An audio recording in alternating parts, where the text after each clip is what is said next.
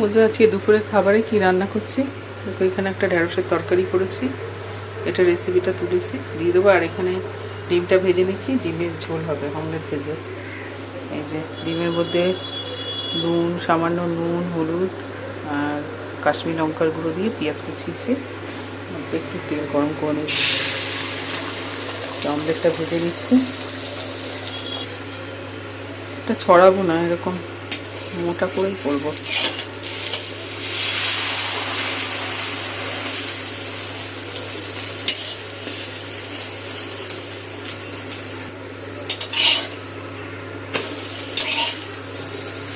এরকম মোটা মোটা করে আমরা ভেজে নিচ্ছি।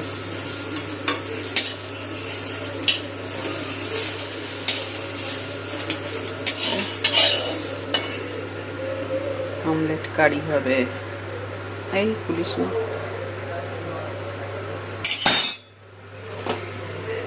তেল দিয়ে দিই, ঝোলটা তুলব। সামান্য, খুব বেশি তেল দেবো না। তেল গরম করে এর মধ্যে জিরে, তেজপাতা, একটা গরম মশলা ফোড়ন দিয়ে দিলাম। ফোড়নটা একটু তেলে ভেজে নেব।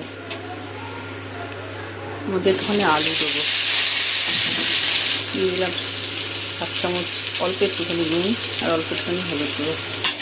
নুন হলুদটা দিয়ে আলুটা ভেজে নেব। নুনটা দিলে কী হবে, আলুটা জলটা বেরোবে আর তাড়াতাড়ি একটু কমে যাচ্ছে। গ্যাস বেশি বানানো থাকবে, গ্যাসটা পুড়বে। একটুখানি একটা মিডিয়াম সাইজের পেঁয়াজ কুচি দিয়েছি, পেঁয়াজটা একটু ভেজে নিই। আদা রসুন বাটা করে রেখেছি একটু বেশি করে ফ্রিজে, এই যে সামান্য 1/2 চামচ মতো আদা রসুন বাটা।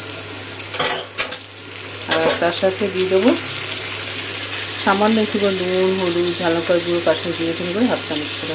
খুব বেশি মশলা দেওয়ার দরকার নেই।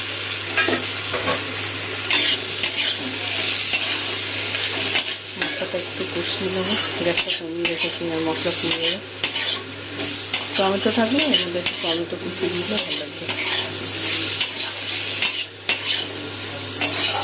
মশলাটা কষিয়ে জল দিয়ে দেবো, জল দিয়ে একটু কষিয়ে নেবো। বেশি জল দেবো না, অমলেট কারিটা মাখা মাখা করবো। আর একটু দিয়ে দিলাম, কারণ অমলেটে জল দিয়ে নেবো। এই ছোটো বাটি 1 বাটির মতো হবে। এই আলুটা সিদ্ধ করে দিই, ঢাকা দিয়ে গেছিলাম, আলুটা সিদ্ধ হয়ে গেছে। এর মধ্যে ডিম যে ভেজেছিলাম, ডিম ভাজাটা দিয়ে দেবো।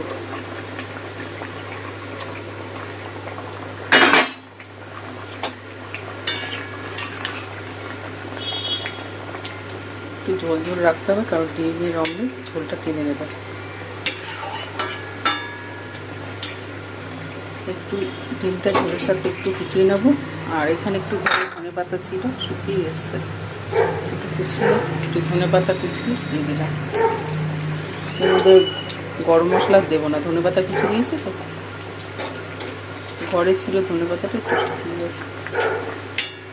তৈরি হয়ে যাবে। আলু দিয়ে ডিমের অমলেট তৈরি হয়ে গেছে।